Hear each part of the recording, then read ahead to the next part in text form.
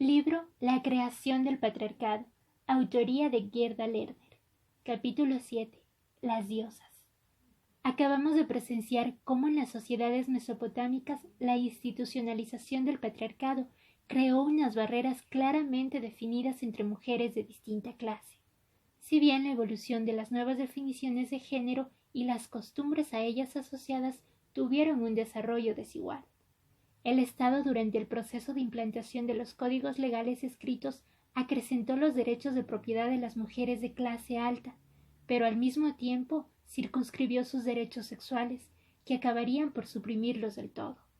La completa dependencia de las mujeres de sus padres y maridos quedó tan regulada en las leyes y costumbres que acabó considerándosela, entre comillas, natural y de procedencia divina. En el caso de las mujeres de clase baja, su potencial como mano de obra era útil a sus familias o a quienes disponían de los servicios de su familia. Sus capacidades sexuales y reproductivas se convirtieron en una mercancía, se intercambiaron, arrendaron y vendieron en interés de los varones de la familia. Tradicionalmente se ha impedido a las mujeres de cualquier clase participar en el ejército, y a finales del primer milenio a.C. se las excluyó de la educación formal cuando ésta fue institucionalizada. Y sin embargo, incluso en aquel entonces había mujeres que tenían y ocupaban puestos de poder dentro del servicio religioso, las representaciones religiosas y la simbología. Hubo un considerable retraso temporal entre la subordinación de las mujeres en la sociedad patriarcal y la pérdida de prestigio de las diosas. A medida que vayamos repasando luego los cambios de posición entre las deidades masculinas y femeninas dentro del panteón de dioses durante un periodo de unos 1000 años, tendremos que recordar que el poder de las diosas y sacerdotisas en la vida diaria y en la religión del pueblo continuó con fuerza a pesar de que se hubiera destronado a las diosas principales.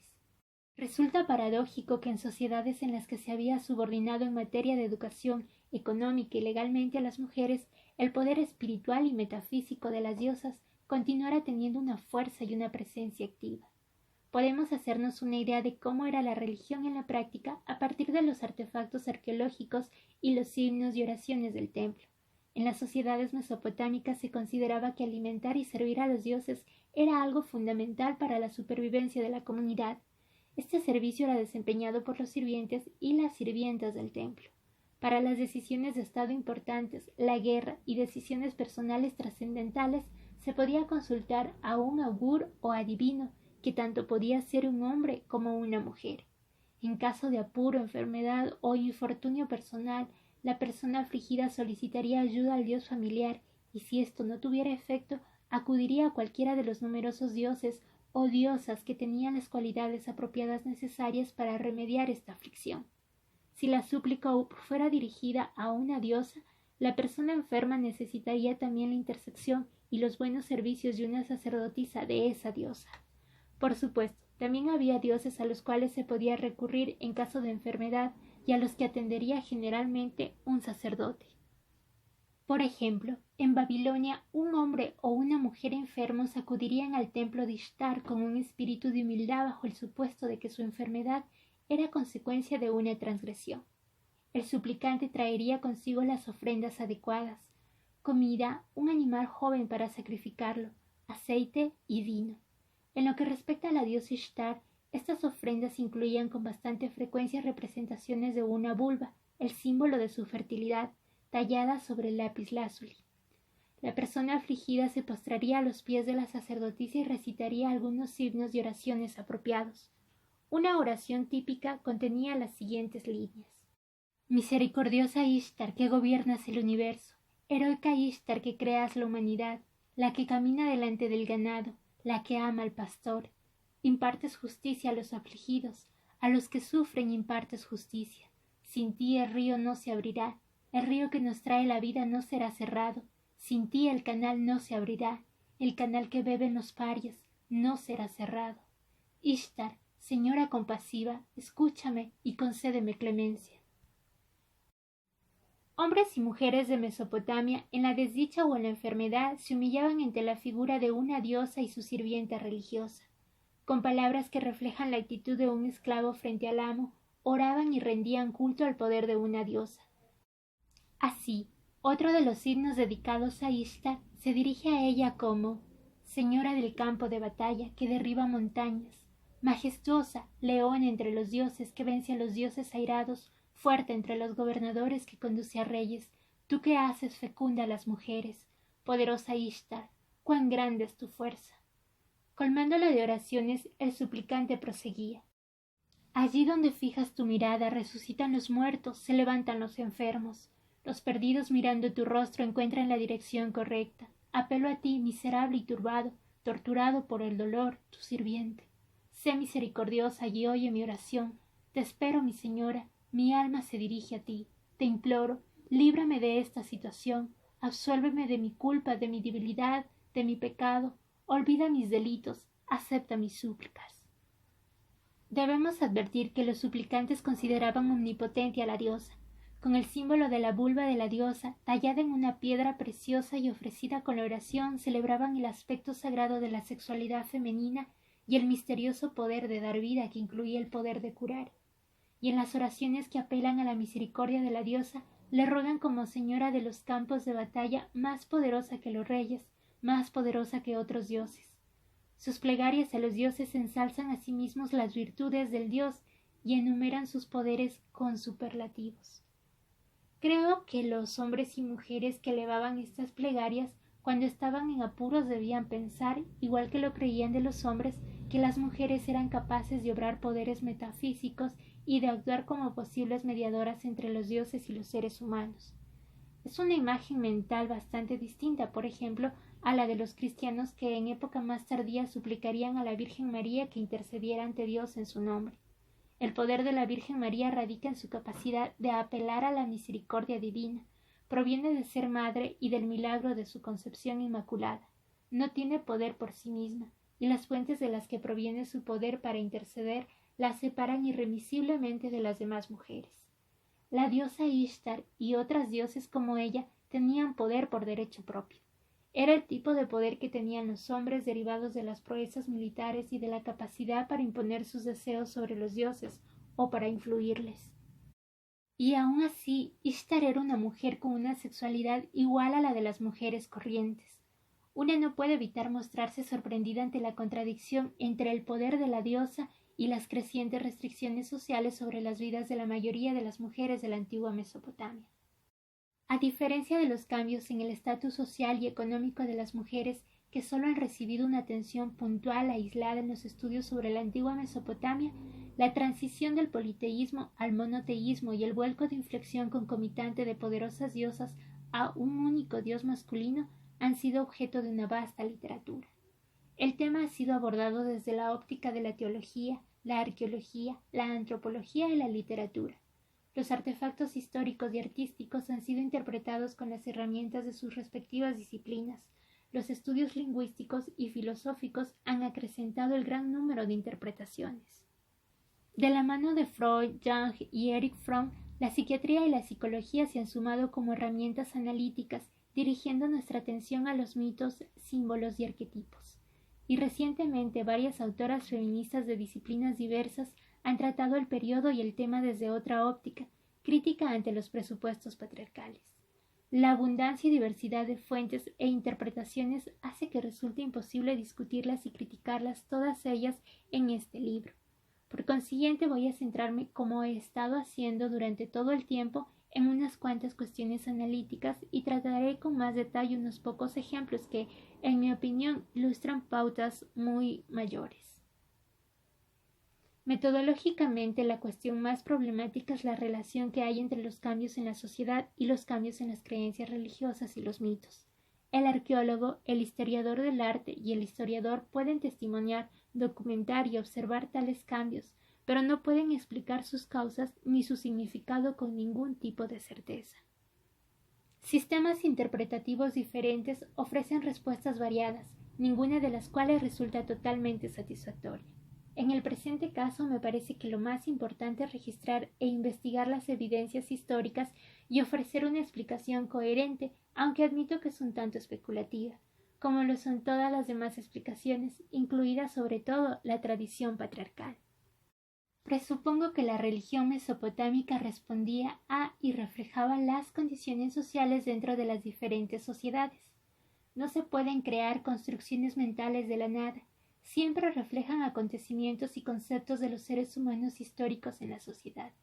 Así pues, la existencia de una asamblea de los dioses en la epopeya de Gilgamesh ha sido interpretada como prueba de la existencia de asambleas comunitarias en la sociedad mesopotámica preestatal. Del mismo modo, la explicación que se da en el mito sumerio de Atrahasis acerca de que los dioses crearon a los hombres para que éstos pudieran servirles y librarles del trabajo duro puede ser contemplada como un reflejo de las condiciones sociales en las ciudades-estado sumerias de la primera mitad del tercer milenio a.C., en donde un elevado número de personas trabajaban en los proyectos de regadío y en las faenas agrícolas centralizadas por los templos. La relación entre mito y realidad por lo general no es tan directa, pero cabe suponer que nadie podría inventar el concepto de una asamblea de los dioses si no hubiera experimentado o conocido en algún momento una institución parecida en la Tierra. Aunque no podamos asegurar con certeza que ciertos cambios políticos y económicos ocasionaron cambios en las creencias religiosas y en los mitos, no podemos dejar de ver la existencia de una pauta en los cambios de las creencias en varias sociedades que siguen o coinciden con ciertos cambios sociales. El argumento que defiendo es que, igual que el desarrollo de la agricultura de arada que coincidió con un incremento de la militarización, comportó grandes transformaciones en las relaciones de parentesco y de género, del mismo modo, el desarrollo de unas monarquías fuertes y de los estados arcaicos trajo consigo cambios en las creencias y símbolos religiosos.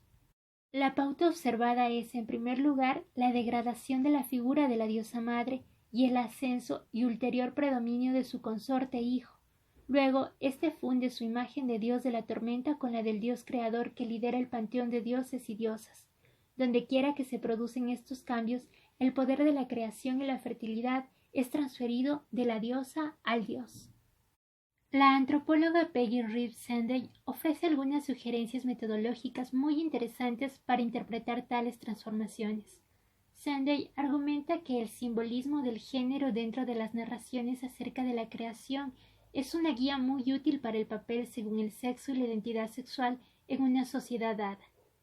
En sus palabras, de la manera en que articulan cómo fueron las cosas en un principio, las personas manifiestan sus relaciones con la naturaleza y lo que perciben como origen del poder en el universo. Fin de la cita. Sandey analizó 112 mitos de la creación y las sociedades donde se encontraban, hallando unas pautas claramente definidas. También encontró una clara correlación entre las definiciones del género dentro de los mitos de la creación y la manera en que la gente obtenía su comida y cuidaba a los niños. Nos dice: allí donde los varones cazan, el padre se distancia más de la cría de los hijos, y el poder se concibe como algo que está más allá del control del hombre. Cuando se enfatiza la recolección, el padre está más cerca del cuidado de los niños y las nociones acerca del poder creativo van hacia simbolismos femeninos o de parejas. Fin de la cita. En 112 de los casos que ella ha estudiado, un 50% tenían mitos de la creación protagonizados por una deidad masculina, el 32% por una pareja divina y el 18% por una deidad femenina. Dentro de las sociedades con mitos masculinos de la creación, en el 17% de los casos el padre cuidaba de los niños y en el 52% cazaba animales de gran tamaño. En las sociedades en donde los mitos de la creación corren a cargo de una pareja, en el 34% de los casos el padre cuidaba de los niños y en el 49% cazaba. En las sociedades con mitos femeninos de la creación, en el 63% de ellas el padre cuidaba de los niños y en el 28% se dedicaba a la caza mayor.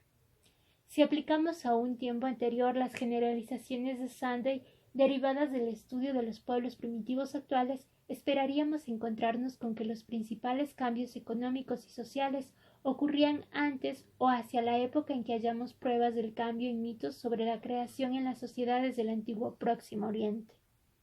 Dichas transformaciones se producen realmente en varias sociedades durante el segundo milenio a.C.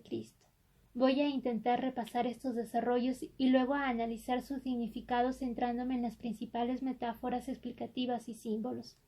Estos se agrupan en torno a tres cuestiones básicas que toda religión ha de responder. 1. ¿Quién creó la vida? 2. ¿Quién trajo el pecado al mundo? 3. ¿Quién hace de mediador entre los humanos y lo sobrenatural? O ¿a quién hablan los dioses? Si abordamos estas cuestiones a través de la discusión de los cambios en las metáforas fundamentales, lo que estamos estudiando son las siguientes transformaciones en los símbolos. Primero, de la vulva de la diosa a la simiente del hombre. Segundo, del árbol de la vida al árbol del conocimiento. Tercero, de la celebración de las nupcias sagradas a las alianzas bíblicas. Los datos arqueológicos han confirmado la generalización del culto a la diosa madre durante los periodos neolítico y calcolítico. Marija Gimbutas informa de que en la actualidad se conocen aproximadamente unas 30.000 estatuillas en miniatura hechas de arcilla, mármol, hueso, cobre y oro, de un total de unos 3.000 yacimientos solo en el suroeste de Europa, las cuales testimonian la veneración comunal a la diosa madre. Gimbutas demuestra por medio de las evidencias arqueológicas que los símbolos culturales del Neolítico pervivieron hasta el tercer milenio antes de Cristo en la zona del Egeo y entrando el segundo milenio en Creta. James habla del culto a la fertilidad que quedó firmemente implantado en la religión del antiguo Próximo Oriente con el nacimiento de la agricultura durante la civilización neolítica en y después del quinto milenio antes de Cristo. Existe una gran profusión de hallazgos arqueológicos de estatuillas femeninas, en todas las cuales se exageran los senos, el ombligo y la vulva, y que generalmente están en cuclillas, que es la postura que se suele adoptar en esta región durante el parto. Encontramos una de estas estatuillas en los estratos inferiores de las excavaciones de Catalhuyuk, en el nivel perteneciente al séptimo milenio antes de Cristo, en forma de una diosa embarazada y que va a dar a luz. Sus piernas están separadas, sobresalen el ombligo y el vientre y se encuentra rodeada de cuernos de toro o cabezas estilizadas de toro que quizás simbolicen la capacidad de procreación masculina. Se han encontrado estatuillas parecidas en yacimientos situados en el valle del río Don en Rusia, en Irak, Anatolia, Nínive, Jericó y el sur de Mesopotamia. James Gimbutas y otros han declarado de modo inequívoco que estas estatuillas son pruebas de un extendido culto a la fertilidad. Esta afirmación ha encontrado fuertes objeciones en el aspecto metodológico. ¿Cómo podemos saber, en ausencia de evidencias que lo corroboren, qué significado tenían estas estatuillas para sus contemporáneos? ¿Cómo podemos saber su contexto y cómo podemos estar seguros de que estamos interpretando correctamente su simbolismo? Estas estatuillas aparecen, por ejemplo, en un elevado número en los yacimientos de la antigua Israel de los siglos VIII y VII a.C. En ese momento el yavismo ya estaba firmemente establecido como religión principal de Israel. Obviamente el hallazgo de estas estatuillas no es razón suficiente para hablar de la existencia de una difundida adoración a la diosa madre. Un ejemplo parecido que ilustra los límites de las generalizaciones que meramente se basan en la evidencia arqueológica es el de las imágenes de la Virgen María en la Edad Media. Si un arqueólogo del futuro hallara miles de imágenes de estas en los pueblos de Europa, cometería un grave error si concluyera a partir de ese hallazgo que en esos lugares se adoraba a una deidad femenina. Por otro lado, sin duda alguna ese arqueólogo habría encontrado también imágenes de la figura de Cristo en la cruz, lo que modificaría sus conclusiones. Por tanto, la ausencia de otras representaciones figurativas en un número similar en los yacimientos neolíticos nos autoriza a decir que estas estatuillas tenían un significado especial, posiblemente religioso. Las características que comparten su amplia difusión y la convencionalidad en la ejecución sugieren que como mínimo se las utilizaba como amuletos, posiblemente para ayudar a las mujeres en el momento del parto. Estas pequeñas esculturas aparecen durante miles de años sobre un área muy amplia. Otra interpretación posible es que el hallazgo de estas estatuillas en numerosísimos yacimientos nos informa de la existencia continuada de una práctica religiosa popular que coexiste o se opone a la religión establecida. Dicha conclusión estaría justificada en lo que concierne a las figuras de diosas desnudas del siglo VIII a.C. en Israel y las imágenes de la Virgen María en la Europa medieval. El argumento más fuerte en pro de un significado religioso para las estatuillas femeninas del Neolítico lo constituyen los testimonios históricos del cuarto milenio en adelante extraídos de los mitos, los rituales y las narraciones sobre la creación. En ellos la figura de la diosa madre es prácticamente la figura dominante de las narraciones más antiguas. Ello nos autoriza a extrapolar su significado a los hallazgos arqueológicos con un cierto grado de confianza. Sin embargo, existe el peligro de que lo estemos distorsionando al hacer generalizaciones muy amplias a partir de una evidencia puntual. El asiriólogo Oppenheim nos alerta de este peligro respecto a nuestras interpretaciones de la religión mesopotámica en el segundo milenio a.C. De este periodo se dispone de abundantísimos testimonios arqueológicos, literarios, económicos y políticos, y aun así Oppenheim considera casi imposible que los estudiosos modernos puedan reconstruir la visión del mundo y los valores religiosos de aquella civilización. Como mucho podemos decir que la gran profusión de figuras femeninas con aquellos atributos sexuales que enfatizan la maternidad halladas en el Neolítico se corresponde con los materiales mitológicos y literarios de época más tardía que celebra el poder de las diosas en la fertilidad y la fecundidad. Es probable que nos informen de una veneración a una gran diosa de antes, pero no es seguro. Pisamos un terreno más firme con las evidencias arqueológicas del cuarto milenio en adelante. Las estatuillas de diosas aparecen en unos emplazamientos más elaborados y con unos atributos simbólicos característicos y que constantemente se repiten. La diosa aparece entre columnas o árboles, acompañada de cabras, serpientes y pájaros. Los huevos y los símbolos vegetales se asocian a ella. Estos símbolos indican que era adorada como fuente de fertilidad para la vegetación, animales y humanos. Está representada por la diosa de las serpientes Minoica, con sus pechos al descubierto. En Sumer se le rendía culto como Ninhursag e Inanna, en Babilonia como Kubab e Ishtar, en Fenicia como Astarte, en Canaán como Anat, en Grecia como Hécate Artemis. Su frecuente asociación con la luna simboliza sus poderes místicos sobre la naturaleza y las estaciones. El sistema de creencias manifestado en el culto a la gran diosa era monista y animista. Existía una unión entre la tierra y las estrellas, los humanos y la naturaleza, el nacimiento y la muerte, todo lo cual se encontraba en la gran diosa. Los cultos a la gran diosa estaban basados en la creencia de que ella, en una u otra de sus manifestaciones, era la dadora de vida, pero también se la asociaba a la muerte, se le suplicaba y celebraba por su virginidad y cualidades maternales. La diosa Ishtar, por ejemplo, era descrita como la que libremente otorga sus favores sexuales, la protectora de prostitutas, la patrona de las casas de cerveza y al mismo tiempo la novia virginal de los dioses, por ejemplo, en el mito de Dumuzi. La sexualidad femenina estaba consagrada a su servicio y se la honraba en sus rituales. Los pueblos antiguos no veían ninguna contradicción entre estos atributos opuestos. La dualidad de la diosa representaba la dualidad que podía observarse en la naturaleza, la noche y el día, el nacimiento y la muerte, la luz y la oscuridad. Así pues, en las primeras fases que se conocen de cultos religiosos, se reconocía la fuerza femenina como imponente, poderosa y trascendental. La supremacía de la diosa está expresada también en los primeros mitos sobre el origen que conmemoran la capacidad creadora y dadora de vida de las mujeres. En la mitología egipcia, el primitivo océano, la diosa Nun, da a luz al dios Sol Atum, quien crea entonces al resto del universo. La diosa sumeria Namu crea por partenogénesis al dios del cielo An y a la diosa de la tierra Ki. En los mitos babilónicos, la diosa Tiamat, el primitivo mar, y su consorte paren dioses y diosas. En la mitología griega, la diosa de la tierra Gaia crea en un parto virginal al dios del cielo, Urano.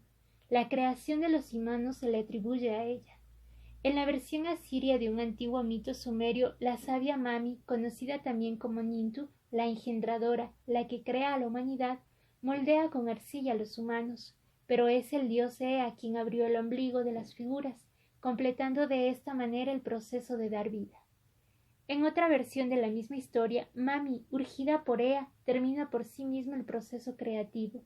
La engendradora, la creadora del destino por parejas, lo completó, Mami da forma a las figuras de las personas. Fin de la cita. Estas narraciones acerca de la procreación expresan conceptos derivados de antiguas maneras de venerar la fertilidad femenina. La fuerza primaria en la naturaleza es el mar, el agua, el misterio del huevo que se abre para crear una nueva vida. La diosa de la serpiente, la diosa del mar, la diosa virgen y la diosa que moldea con arcilla a los seres humanos. La mujer es la clave del misterio. Por otro lado, hemos de señalar que mientras que el acto creador es desempeñado por la diosa, el dios varón aparece frecuentemente involucrado de una forma decisiva en el proceso inicial de creación. El reconocimiento del principio de una cooperación necesaria entre hombre y mujer en el proceso de creación parece que está firmemente establecido en la mitología sumeria y acadia. Con la domesticación de los animales y el desarrollo de la ganadería, la función del varón en el proceso de creación se hizo más evidente y se comprendió mejor. En una posterior etapa de desarrollo encontramos a la diosa madre con una pareja masculina, un hijo o un hermano que la acompaña en los ritos de la fertilidad y con quien se une. En los mitos y los ritos se trata de un dios joven que ha de morir para que luego pueda renacer. Todavía es la gran diosa quien crea la vida y gobierna la muerte, pero ahora se reconoce mucho más la participación masculina en la creación. Las nupcias sagradas, hieros gamos y otros ritos anuales similares festejados por muchas sociedades distintas durante el cuarto y tercer milenio a.C. expresaban estas creencias. Hasta que la diosa se había unido al joven dios y había tenido lugar la muerte y el renacimiento de éste, no podía comenzar el ciclo anual de las estaciones.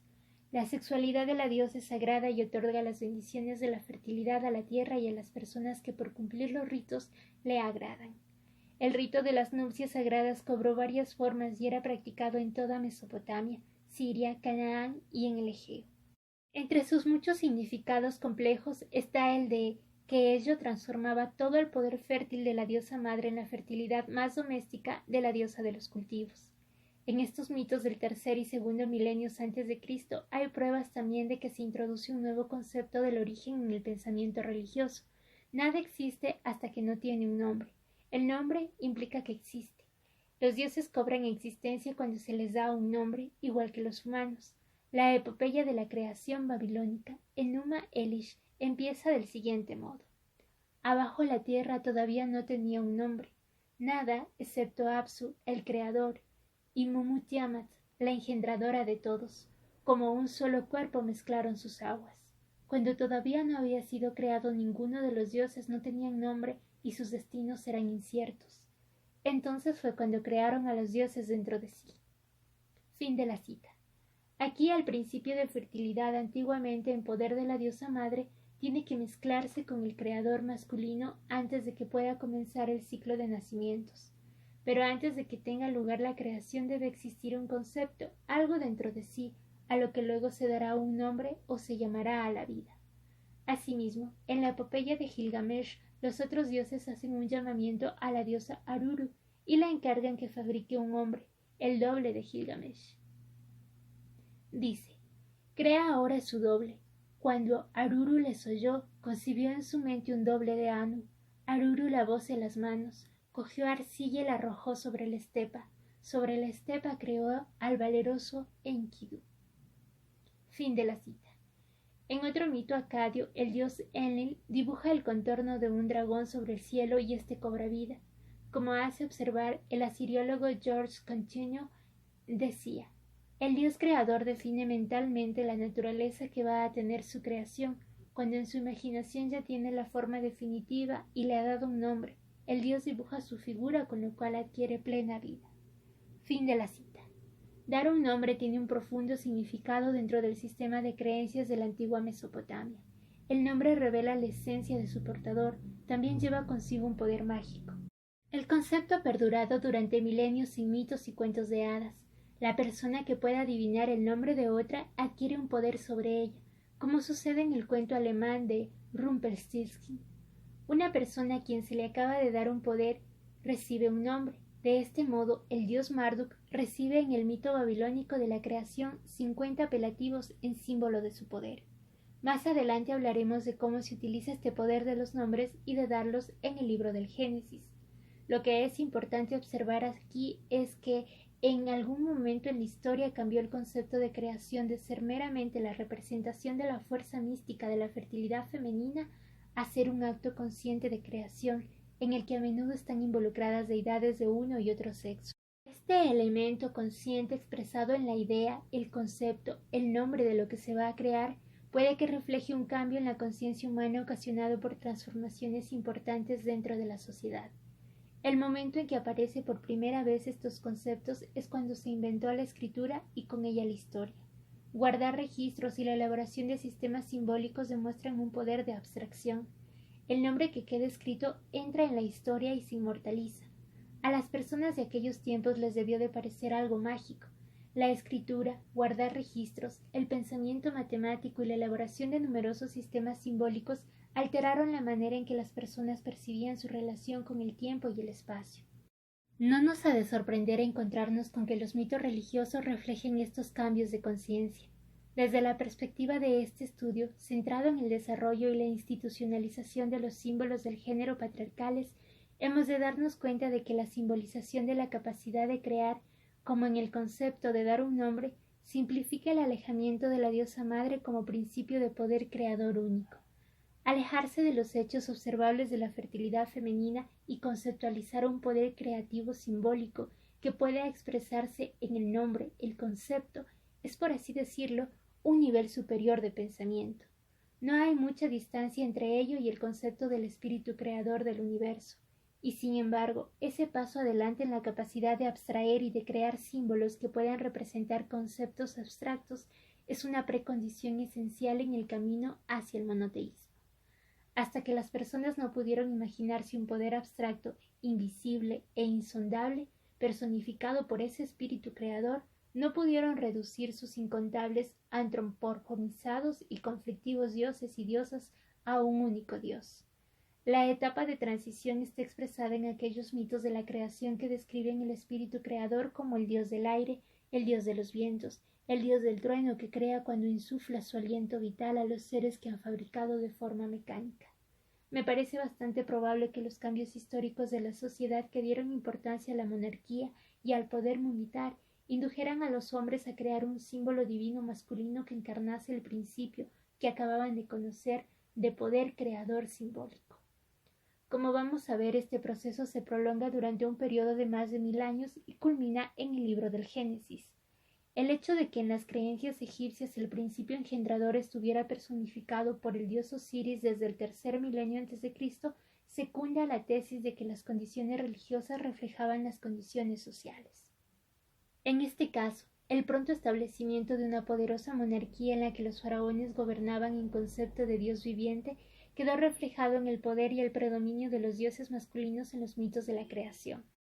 El siguiente gran cambio observable en estos mitos aparece simultáneamente al nacimiento de los estados arcaicos bajo unos reyes poderosos.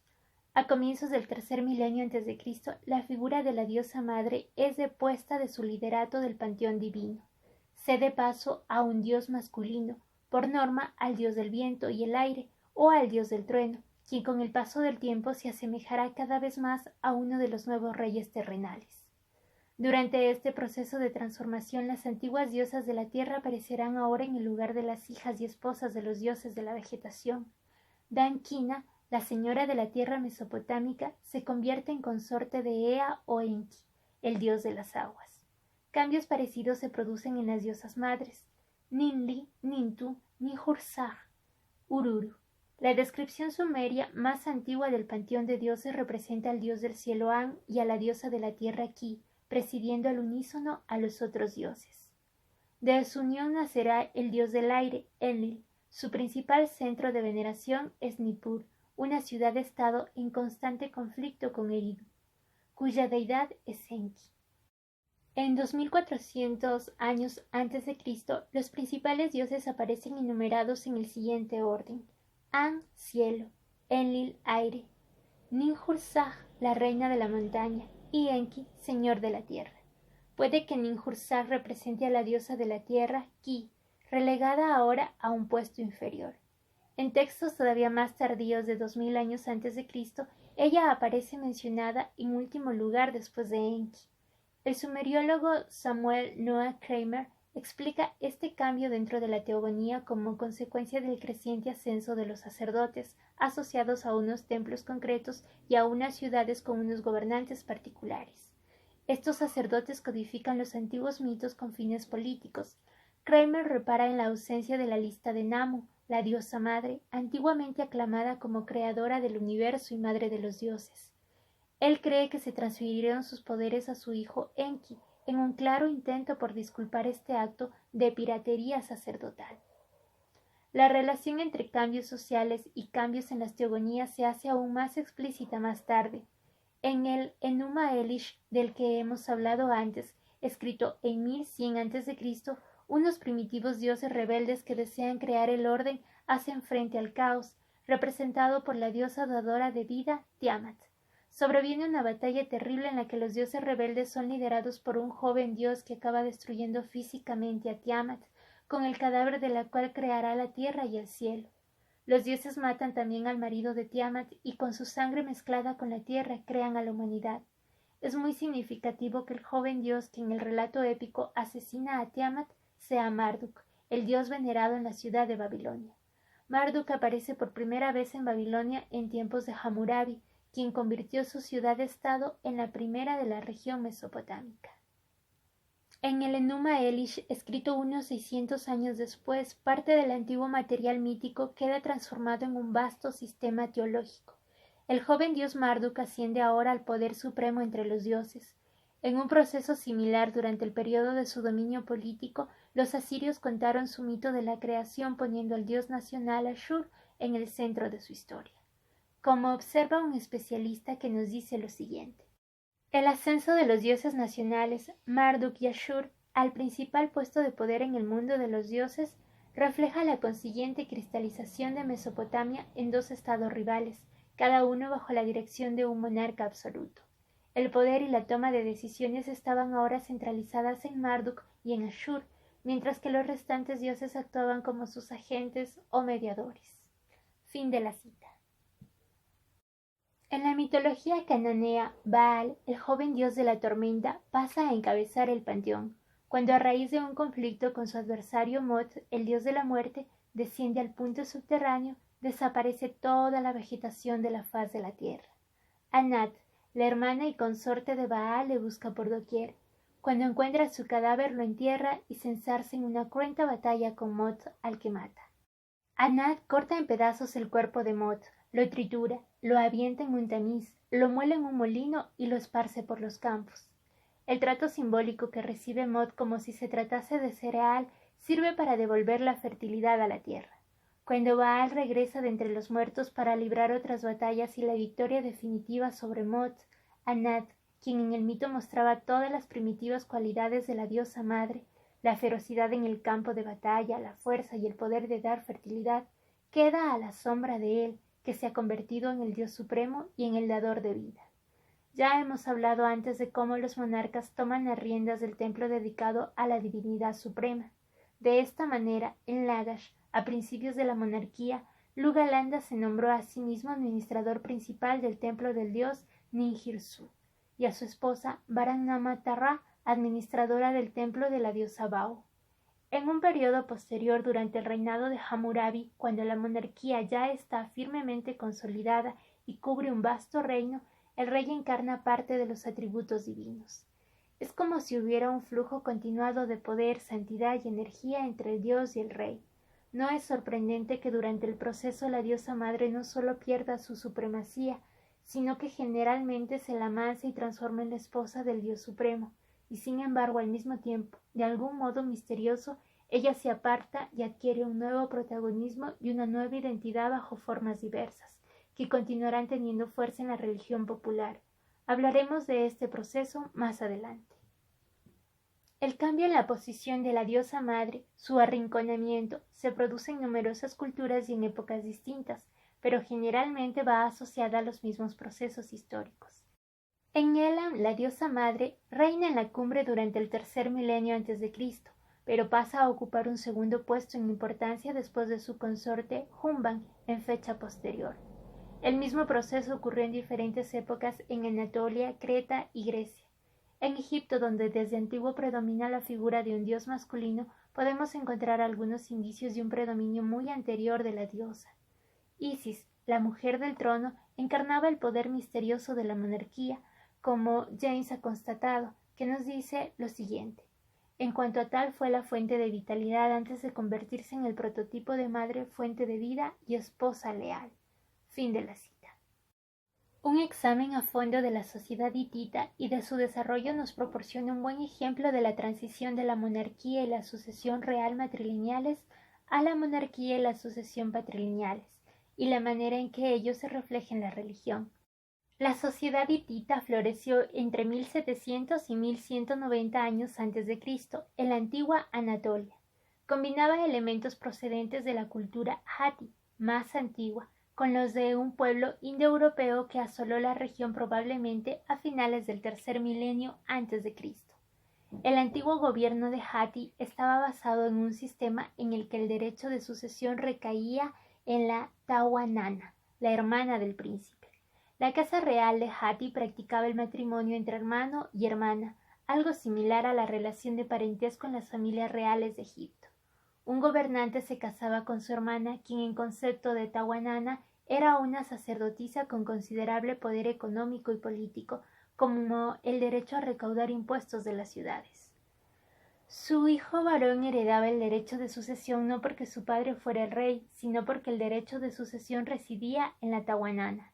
El cargo era hereditario, de manera que la hija de la Tawanana que lo heredaba obtenía un puesto de poder tan importante como el de su hermano. Posteriormente, cuando se prohibió el matrimonio entre hermano y hermana, la Tawanana continuó siendo sacerdotisa y teniendo el poder sucesorio. Ello significaba ahora que el hijo de su hermano sería el sucesor al trono. A principios del segundo milenio, el primer monarca hitita poderoso, Hattusil I, no solo desafió el principio tradicional sucesorio al nombrar heredero suyo a su nieto por delante de su hijo, lo que le puso en una situación conflictiva con su tía, sino que también abolió el cargo de Tawanana y se proclamó a sí mismo sumo sacerdote. También comenzó a nombrar a las princesas reales sacerdotisas de los santuarios de las diosas. Hemos visto antes que en Sumer se produjo este mismo proceso durante la formación de los estados arcaicos. Pero el decreto de Hattusil I no abolió la fuerte tradición matrilineal y el principio sucesorio según el cual el hijo del hermano de la Tawanana tenía que ser el rey. Eso persistió. El nieto de Hattusil continuó la expansión hitita e invadió Babilonia, pero fue asesinado, y el reino se vio acosado por los conflictos internos de la familia y los asesinatos de palacio en torno a la cuestión sucesoria. Ello coincidió con la invasión hurrita y la conquista de la mayor parte de Siria. Un yerno del rey Telepinu se convirtió en el monarca, probablemente siguiendo la antigua costumbre matrilineal de aceptar a un hombre casado en la familia como sucesor real en ausencia de un heredero, e intentó imponer la sucesión patriarcal en su edicto, 1525 años antes de Cristo. El edicto especificaba que si no se tenían hijos en la línea de sucesión, el marido de la hija de más categoría se convertiría en el rey. El edicto describe también el periodo previo de derrame de sangre que parece que se debió a la transición de un sistema de parentesco a otro. Sin duda testimonia la fuerza de la tradición sucesoria matrilineal. Dicha tradición tuvo la suficiente fuerza para perdurar otros 150 años más, durante los cuales una nueva dinastía se instaló en el poder. Quedó reflejada en la disputa entre el rey Tuzalilla y su hermana, a la que acusaba de practicar brujería. La querella se resolvió mediante un compromiso por el cual el hijo del rey le sucedía en el trono, mientras que la hija del monarca se convertía en la Tawanana y desempeñaba el cargo de sacerdotisa de la diosa del sol. Mediante este acuerdo el derecho de sucesión pasó sutilmente al monarca. Sería la última vez en la historia hitita que una pareja de hermanos compartirían de esta manera el poder temporal y religioso. Que estas luchas internas debilitaron al gobierno puede verse en el hecho de que los enemigos del país lo llevaron al borde del colapso. En el año 1380 a.C., un rey poderoso, Suppiluliuma I, inició el periodo neohitita de formación de un imperio que durante casi 100 años haría del reino hitita un rival en grandeza para Egipto y Babilonia. reestableció la hegemonía hitita sobre Siria al vencer a los hurritas y llevar su reino hasta Damasco. Muy probablemente su éxito al abolir finalmente el cargo de Tawananna como personificación del derecho de sucesión matrilineal se halla intrínsecamente ligado a su fuerte monarquía y su éxito como hacedor de un imperio. Suppiluliuma I transformó el cargo de Tawananna al instalar en él a su reina, conservándose de esta manera la forma aunque variara el contenido. En lo sucesivo los derechos de sucesión estuvieron en manos del monarca, cuya esposa, y no hermana o hija, era investida por obra de su poder en el cargo de Tawananna y sacerdotisa, puestos que ahora estaban despojados de sus poderes principales y hereditarios. Suppiluliuma I pacificó las áreas conquistadas e instaló reyes decorativos, que se convirtieron en vasallos suyos y a los que casó con sus hijas. Ya hemos visto que esta práctica se seguía en Sumer y Mari por motivos dinásticos similares. Es una práctica que altera de modo significativo la relación de las mujeres con el poder político, al hacer de ellas instrumentos de las decisiones de poder masculinas y al hacer que su propio poder dependa de sus servicios sexuales y reproductores hacia un varón concreto. El hijo y el nieto de Suppiluliuma I siguieron sus pasos y extendieron el poder hitita hasta el Egeo y Siria. De nuevo, tras la muerte del nieto sobrevino una lucha por la sucesión que finalizó cuando el hermano del rey Hattusil III usurpó el trono. Este monarca, que firmó tratados de amistad y de asistencia mutua con Egipto y Babilonia, llevó el reino a su momento de mayor prosperidad. Ascendió a su esposa Pudujepa al rango de cogobernante. Es significativo que incluso entonces tuviera tanta fuerza la antigua tradición sucesoria que el monarca usurpador se vio en la necesidad de escribir una apología en la que atribuye a su diosa protectora Ishtar la inspiración a su acceso al poder y a su matrimonio con su esposa Pudujepa. Así, la fuerte tradición de sucesión por línea materna y de poder político a cargo de las mujeres quedó transformada tras 300 años de luchas en el cargo de una reina poderosa que suplía a veces a su marido en una sociedad patriarcal. El poderío hitita se mantuvo otros 50 años después de la muerte de Hattusil III y terminó hacia 1200 años antes de Cristo con las invasiones de los pueblos del mar, seguidas unos siglos más tarde por la conquista siria de toda la región. Lo que quedó del imperio hitita fueron una lengua, una fuerte tradición artística y la escritura jeroglífica. Para lo que aquí nos ocupa, sin embargo, quedó también la historia de la transformación del panteón de dioses y diosas que coincidió con los acontecimientos políticos que antes hemos seguido. Carol Justus, que ha estudiado la transformación del panteón hitita por medio de la comparación lingüística, ha observado que las principales divinidades experimentaron un cambio de sexo durante el proceso, lo que ella interpreta como un símbolo de los cambios políticos y sociales entre ambos sexos en la sociedad hitita. Antes de la conquista hitita, los pobladores indoeuropeos de estas tierras adoraban a un panteón de deidades, masculinas y femeninas, encabezados por un dios del sol, Sol, y un dios de la tormenta, Diwi. Ambas figuras aparecen en distintas formas en muchas religiones antiguas. El dios Sol se caracteriza en todas partes por ser el que todo lo ve y el que todo lo abarca. Su carro tirado por caballos cruza el cielo. El dios de la tormenta, sánscrito Diaus Pitar, griego Zeus, en homérico Seu Pater, en latín Júpiter, se caracteriza por ser resplandeciente, padre creador de los hombres, progenitor. Se le asocia al tiempo y al relámpago. Los pobladores jatis de la región adoraban también a una diosa del sol, Estan, y a un dios de la tormenta, Taru. Los hititas, sintetizando elementos de ambas culturas, rendían culto a un dios del sol, Istanu, una versión renovada de la diosa del sol Estan, transformada ahora en varón. Esta divinidad masculina era adorada durante el periodo neohitita como padre y rey. En los signos que se le dedican se le atribuye el establecimiento de las costumbres y las leyes sobre la tierra, y se dirigen a él como padre y madre de los oprimidos. El epíteto puede ser perfectamente una alusión a sus orígenes en una divinidad femenina y masculina a la vez. Su poder divino se equipara al que tiene el dios Marduk sumerio y el dios Ashur asirio, deidades que ascienden al trono celestial en el mismo momento en que surge un reino fuerte sobre la tierra. En un periodo hitita algo posterior se adora a la diosa del sol, Arina, como reina.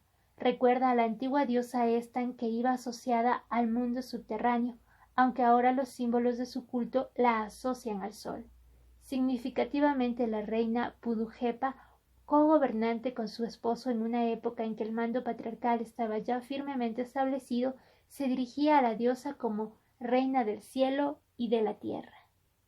En el momento en el que la Tahuanana es la esposa del rey y ya no incorpora en sí la línea de sucesión real, este cambio en la función de la divinidad femenina, aclamada ahora por ser la patrona y la protectora del rey y la reina, puede servir perfectamente para legitimar desde el cielo una invasión de poder sobre la tierra.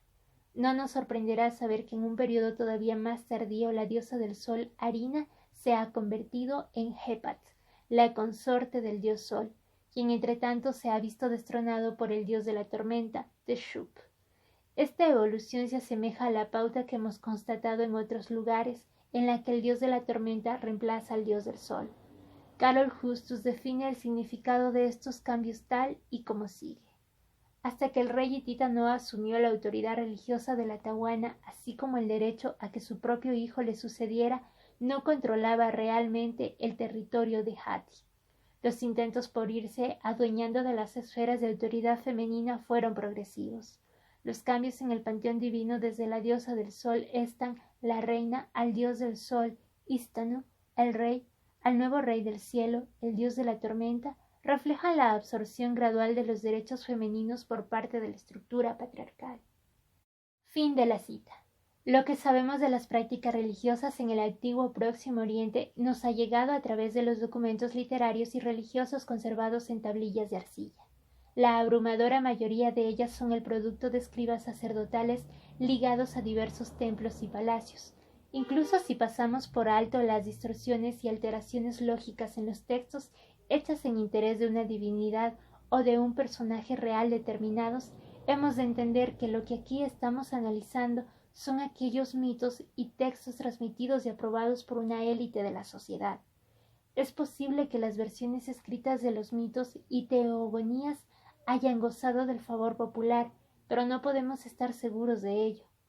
El paso de la diosa madre al dios del trueno puede ser más prescriptivo que descriptivo.